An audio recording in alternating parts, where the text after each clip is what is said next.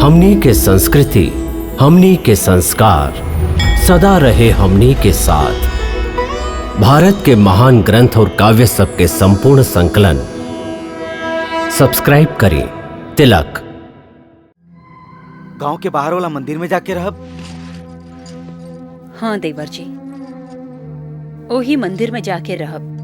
बाकी ई घर भी तब मंदिर बन गइल बा। ए घर पर भगवान श्री कृष्ण के कृपा भइल बा। देव शिल्पी विश्वकर्मा के आगमन भइली हुआ और स्वयं महादेवी लक्ष्मी जी अपन दिव्य चरण चिन्ह छोड़ले हैं हुआ। ए घर के कण कण पावन हो गइल ह और आप हैं कि ए मंदिर के छोड़ के कौन और मंदिर में जाके रहे की बात करत हैं। एहे में कौनो शंका नहीं खे कि ई घर भी अब मंदिर बन गइल बा। देवी देवता के छत्र छाया बा एह घर पर।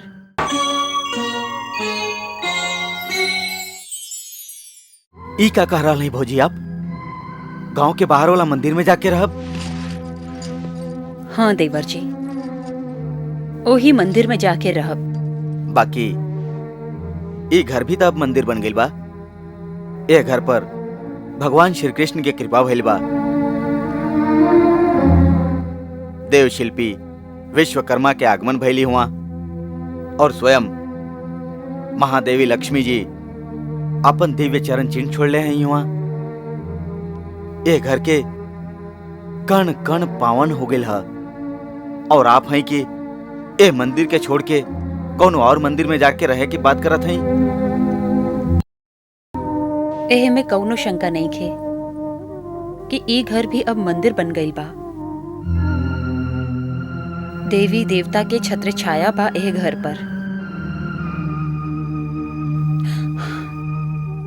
तबो हम ए घर में ना रह सकी। एह लइकन के तो ध्यान कैले होती। बेचारन आपके एह निर्णय से कितना परेशान हुई हैं। ई भले इहवा रहस, इनके हम आपके सुरक्षा में इहवे छोड़ जात हई।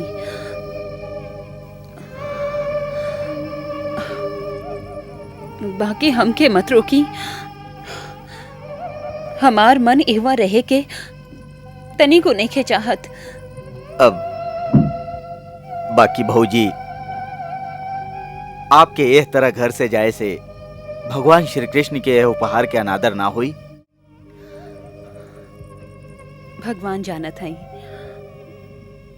कि हम वहां के एह उपहार के अनादर नहीं की करत। बस हमार मन नहीं खे चाहत कि आपन स्वामी के बिना एक घर में अकेले रही। आप ही सोची देवर जी, जब हमार ब्याह भइल रहे तो ऊ हमार हाथ पकड़ के आपन टूटल फूटल झोपड़ी में ले आइल रहन। अब वैसे ही जब वो हमार हाथ पकड़ के एह राजमहल में ले आई हैं, तबे एह राजमहल में रहब। वहां के बिना तो हम स्वर्ग भी अकेले न ली हैं। सांच पूछी तो हम लोग के शरीर दोगो बा, बाकी हम लोग के आत्मा एक दूजा में लीन हो गईल बा। हम लोग एक दूसरा के बिना सुख तका दुख भी ना भोग सकी। वहां के पैर में कांटा गड़ेला तो टीस हमार पैर में उठेला। यदि दर्द हमके होला तो ऊ पीड़ित हो जालन। धन्य है माई, आप धन्य हैं। भगवान श्री कृष्ण अब सुख के द्वार हम लोगन खातिर खोल दिहले बाड़न। एह सुखी संसार में हम अपना स्वामी के हाथ थाम के ही प्रवेश करब। एह से जात समय जौना मंदिर में वो हमके भगवान के शरण में छोड़ गई रहन, वही मंदिर में हम उनकर बाट जो हब। और जब वो हमार हाथ पकड़ के ले आई हैं तो हम उनका पीछे पीछे चल आई। वाह माई वाह, आज अनायासे आप हमके शिक्षा दे दिले हैं कि सच्चा बियाह खाली दूगो शरीर के बंधन के नाम ना है, बल्कि दूगो आत्मा के पवित्र और अटूट मिलन के नाम बियाह है। हे माई, ई शिक्षा दे के आज से आप हमार गुरु बन गईली।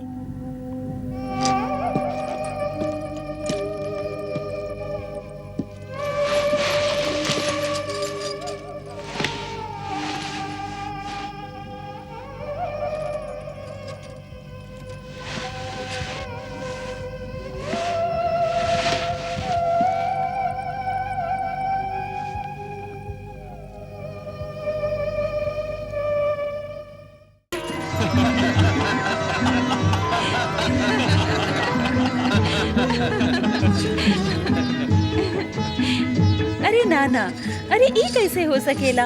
विश्वास नहीं होत ना? बिल्कुल ना। अरे सुदामा जी के देख के भला ई के कह सकेला कि सुदामा जी बचपन में ऐसन हरकत करत हुई है? तो के हमारा विश्वास नहीं होत ना? तो सुदामा से ही पूछ ला। कहा है सुदामा? अरे का दुल्हनिया की तरह से लजात पड़ा? बताओ ना कि सांदीपनी के आश्रम में कैसे तू हमार खीरपुरी चुरा के खा जात रहा? बोला बोला।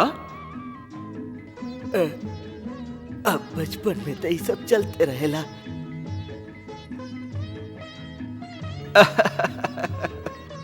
तू भी तो माखन चुरा के खा जात रहला।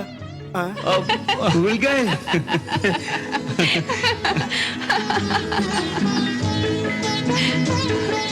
वाह वाह वाह सुदामा जी वाह। अरे आपके ए उत्तर के तो जवाब नहीं थे, बिल्कुल ब्रह्मास्त्र की तरह रहे, अचूक। अच्छा तो ठीक बा, तीनों रानी मेहमान के पक्ष ले रहा हैं। अरे सुदामा, तू तो हमार मित्र हवा भाई, कम से कम तोके तो हमारे साथ देवे के चाहिए। अवश्य अवश्य। एक चोर दूसर चोर के साथ न दी तो का करी? काहे देवी लोग? हाँ। कहा मित्र, का चुरावले रहा, माखन की खीर कि फिर उ चना जे गुरु माता दिले रही?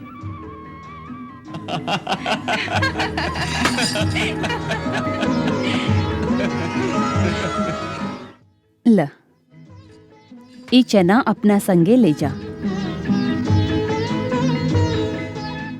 देख, हम आधा आधा तू दोनों के पल्ला में बांध देत हई। भूख लगला पर एकरा खा लीह। गुरु माता, हमार पल्लू तो फट गईल ह। ई पूरा अब एकरे पल्लू में बांध दी। हम एकरा से आधा ले ले।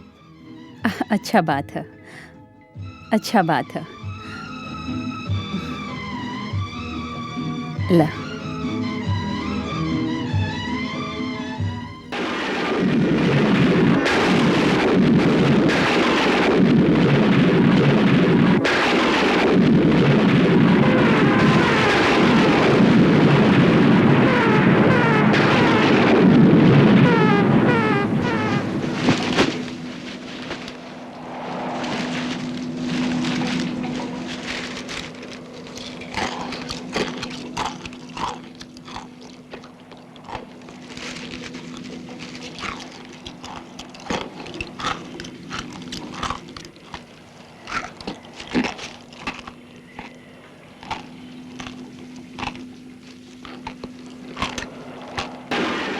अरे ये कटकट के आवाज कैसे ना रहल है?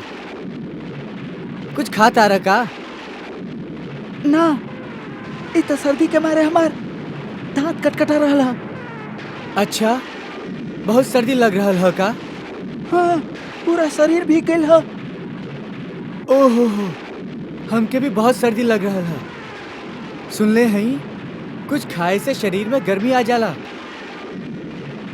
तो लावा उ चना जे गुरुमाता दिले रही, दोनों बांट के खा लेत हई।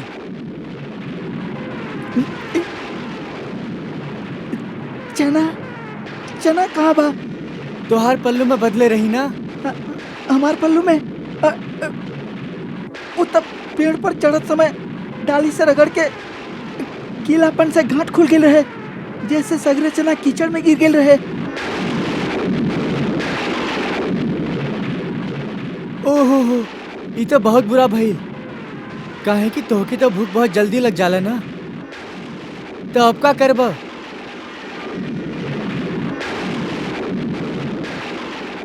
का करब? आज तो ब्राह्मण भूखले रही। अरे वाह, कृष्ण के होखत ओकर मित्र भूखल कैसे रह जाई?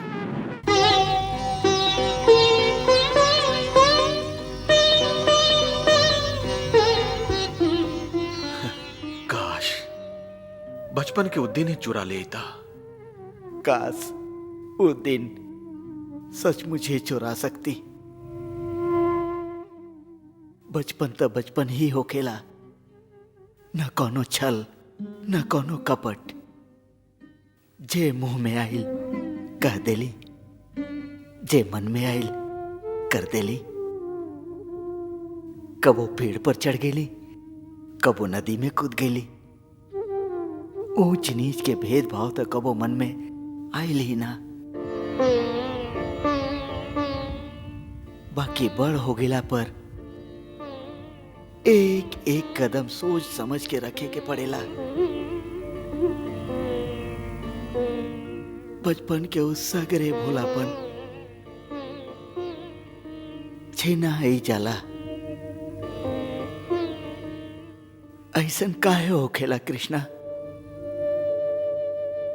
हम लोग बूढ़ा होके तक बच्चा बनके काहे ना रह सकी? सुदामा, सृष्टि के नियम ही ऐसा है मित्र।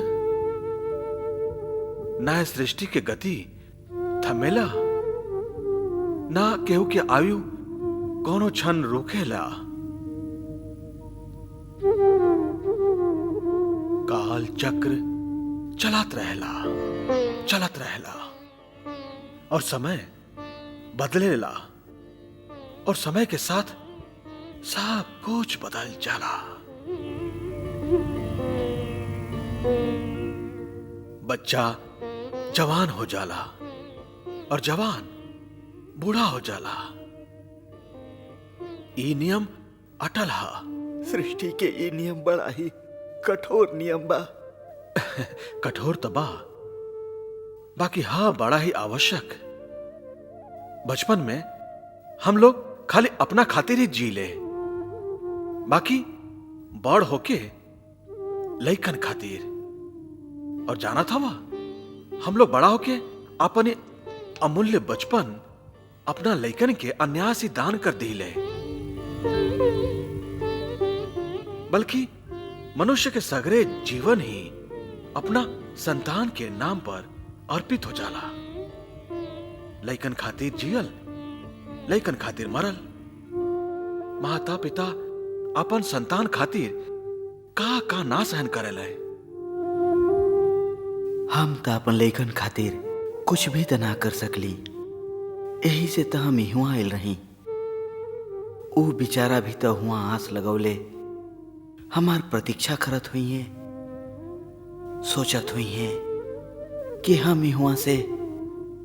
सुदामा जी, आप तो बचपन के विचार में खो गईली। बचपन के ना, लइकन के बारे में सोचत रही। घर से विदा भइले कई दिन हो गए। बेचारन वो हमार प्रतीक्षा करत हुई हैं। वहां के तो जैसे उनका भुला ही गई। अरे सुदामा, ई का तू अभैया कहाँ उठ के जाए लगला? अरे अभी तो रात के शुरुआत भइल हा। घर और लइकन के याद मन के व्याकुल कर देलस। सवेरे जल्दी उठ के वृंदापुरी की यात्रा भी तो करे के बाना।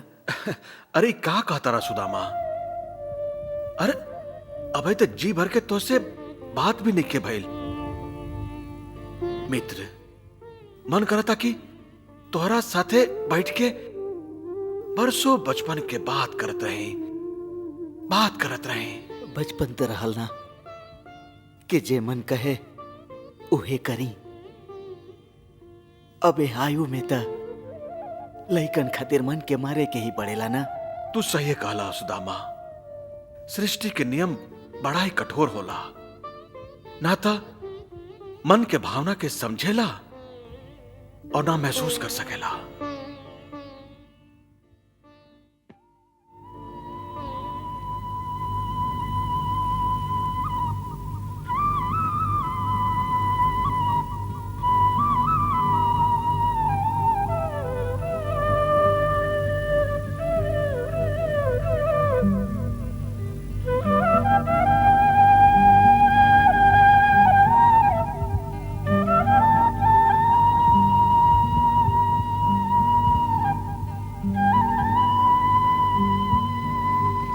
का बात बा प्रभु, आज आप फिर से उदास धुन बजावत हैं?